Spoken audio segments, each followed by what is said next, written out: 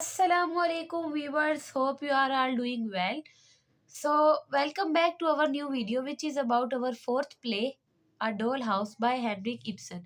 जैसा कि आपको पता है कि हम ऑलरेडी 3 प्ले डिस्कस कर चुके हैं, उनके करैक्टर, उसकी समरी एज वेल एज उसके राइटर्स को हम गो थ्रू कर चुके हैं। अब हम अपने चौथे प्ले को स्टार्ट करेंगे विच इज़ अ डोल हाउस बाय हेनरिक इब्सन। सबसे पहले मैं आपको बताती चलूँ इसके इंट्रोडक्शन के बारे में कि डॉल हाउस है क्या। अब जैसा कि आपको नाम से पता चल रहा है डॉल हाउस क्या कहते हैं, एक गुड़िया का घर। इसमें ये स्टोरी जो है ना ये एक रियलिस्टिक प्ले है हेनरी गिब्सन का, जिसमें वो बताते हैं कि उस सोसाइटी में एक वुमेन का उस टाइम क्या रोल चल रहा था, कैसे वो एक पुतले या एक खिलौने की तरह डील किया जाता था उसको। ये एक नोरा के गिर्द स्टोरी रिवॉल्व कर रही है, और जब हम इसको फर्दर पढ़ेंगे तब हमें पता चलेगा कि ये इसका टाइटल क्यों है और हेनरी गिब्सन का इसको लिखने का क्या मकसद था। इंट्रोडक्शन से स्टार्ट करते हैं। Our doll house is a modern realistic play written by Henry Gibson in 1879। ये 1879 में लिखा गया रियलिस्टिक प्ले है, यानी कि एक रियलिटी है, उस सोसाइटी का क्या हिसाब चल रहा था उसकी डिपिक्शन की है हेनरिक इब्सन ने। It expose false ideals of marriage. वो बताते हैं कि देखो ना एक लिमिटेड रोल कैसे होता है एक औरत का सोसाइटी में, और एक जब वो रिश्ते में बन जाती है। ये नोरा के करैक्टर के थ्रू वो बताएंगे कि वो कैसे अपने बाप के घर थी तब वो एक खिलौने की तरह डील की जाती थी, जब उसके शोहर के घर आई तब उसको कितना ज़्यादा ऐसे ट्रीट किया जाता था खिलौने की तरह। तो ये सारी जो स्टोरी है ना वो हम आगे डिस्कस करेंगे कि एक वुमेन का रोल कितना लिमिटेड था उस 19th सेंचुरी में। The story revolves around Nora Helmer, who struggles between duty and self identity। कि एक औरत एक बच्चों के लिए, अपने शोहर के लिए, एक घर बसाना, लाइफ को चलाने के लिए अपना कितना सेल्फ सेक्रीफाइस करते हैं, इस नोरा के थ्रू हमें वो पता लगेगा। Ibsen uses everyday life to reveal social hypocrisy.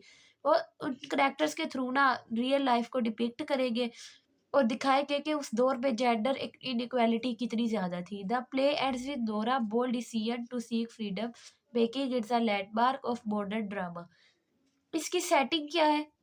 एक नॉर्वेजियन टाउन है, मतलब माइनर सी सेटिंग है इसकी 19th सेंचुरी की। अब हम आगे चलते हैं, इनके करैक्टर को डिस्कस करते हैं। सबसे पहले सेंट्रल करैक्टर है हमारा नोरा हेल्मर, जिसके गिर्द, इसको आप प्रोटैगनिस्ट भी कह सकते हैं, कि जिसके गिर्द ये स्टोरी रिवॉल्व करती है। ये चीयरफुल केयरिंग वाइफ है जो दिखाई गई है, उसका बड़ा चाइल्ड लाइक सा, बड़ा बचगाना सा, शरारती सा बिहेवियर है। अब ये दिखाया जाता है कि ये है ना नोरा, ये ना अपने हस्बैंड के लिए ना, जो इसका हस्बैंड है क्रोकस्टेड, ठीक है, नहीं बल्कि टोरवेल हेल्बर इसके हस्बैंड है, वो ना बीमार है। उनकी बीमारी में उसने कुछ पैसे उधार लिया उनकी लाइफ बचाने के लिए, लेकिन उसको कैसे अंडर एस्टिमेट किया जाता है इतने सेक्रीफाइस के बावजूद। ये सारी स्टोरी जो है ना वो नोरा हेल्मर के रिवॉल्व कर रही है कि एंड पे कैसे वो डिसाइड करती है कि मैं सारा कुछ छोड़ जाती हूँ और मुझे अपनी एक ट्रू आइडेंटिटी को तलाश करना चाहिए। एंड पे जाके उसको पता चलता है, उस आइडेंटिटी उसकी रिवील होती है। उसके बाद सेकंड करैक्टर आ जाता है टोरवेल्ड हेल्बर का, जो नोरा के हस्बैंड है। वो एक बैंक मैनेजर है। अच्छा, उनका ये है कि वो ना चाहते हैं इसमें ना, वो नोरा के ऊपर कंट्रोल चाहते हैं, उन्हें खुशी होती है। अब ये बताओ क्यों? क्योंकि उस सोसाइटी को हेनरी गिब्सन ने डिपिक्ट किया है कि कैसे मेल डोमिनेट सोसाइटी थे, और वो कैसे चाहते थे कि वो अपनी वाइफ्स के ऊपर या फीमेल्स जो है वो फीमेल्स के ऊपर डोमिनेंस चाहते थे। और दिखाया गया था, एक मेल ट्रेट दिखाई गई थी डोमिनेंस के, वो कितना वैल्यू करते थे रेपुटेशन को, उनकी सोशल इमेजेस उनके लिए कितनी ज़्यादा ज़रूरी थी इमोशनल ट्रूथ से भी ज़्यादा। यानी उनके कुछ ऐसे रवैये दिखाए गए हैं, जब उन्होंने नोरा का उनको पता लगा था ना कि उसने इसके लिए मनी ली है छुपा कर, तो वो बल्कि खुश होने की बजाय कि चलो मेरी बीवी ने मेरे मुश्किल वक्त में मेरा साथ दिया, मेरे लिए पैसे मांगे, बल्कि वो उसको इस चीज़ को नेगेटिव लेके जाते हैं। हाँ, मेरी बीवी ने पैसे माँगे थे, मेरी तो रेपुटेशन ख़राब हो गई, मेरी इज़्ज़त का सवाल है। ये सारी चीज़ें ना इनके अंदर ये पाई जाती थी। आगे है नील्स क्रोक्सटेड, ये भी एक बैंक मैनेजर थे पीछे टोरवेल्ड हेल्मर। इसी तरह ये जो थे ना, ये भी बैंक एम्प्लॉय था इसके बैंक में, और इसकी बड़ी बैड रेपुटेशन थी। अब नोरा ने ना इसी से पैसे लैंड किए होते हैं। इसने नोरा को पैसे दिए होते हैं, और फिर बाद में वो उसको डराना शुरू हो जाता है कि अगर तुमने, मतलब कि मैं तुम्हें बता दूंगा तुम्हारे धोखाबाजी तुम्हारे हस्बैंड को। तो यानी एक किस्म का ना ये विलन दिखाया गया, लेकिन इसकी भी एक सॉफ्ट साइड है। यानी बड़ा मायूस सा इंसान है, और ये चाहता है कि ये ना मिसिस लिंडे के साथ ना रिलेशनशिप बनाए। इसकी ये सॉफ्टर साइड दिखाई गई है। अब मिस्टर मिसेस लिंडे कौन है, आगे जाके हमें पता चलेगा। मिसेस क्रिस्टाइन लिंडे ये कौन है, ये नोरा की स्कूल फ्रेंड है। बड़ी अच्छी मतलब कि पर्सनैलिटी है, इंडिपेंडेंट है इनकी। ये ना रिसेंटली विडोड है और इनके साथ ना नील क्रोकस्टेड ना रिलेशन बनाना चाहता है। ये नोरा के घर आती है कि अपने हस्बैंड से बात करो, मेरी कोई नौकरी लगाएँ, ताकि वो उधर जाए और क्रोकस्टेड के साथ कनेक्ट हो जाए। ये नोरा को बताती है, जब नोरा इसको बताती है ना कैसे क्रोकस्टेड मुझे डरा रहा है, मुझे थ्रेटन कर रहा है कि मैं तुम्हारे हस्बैंड को बता दूँगा कि तुमने मुझसे मनी बोरो की थी। तो वो उसको हौसला देती है कि तुम खुद बता दो।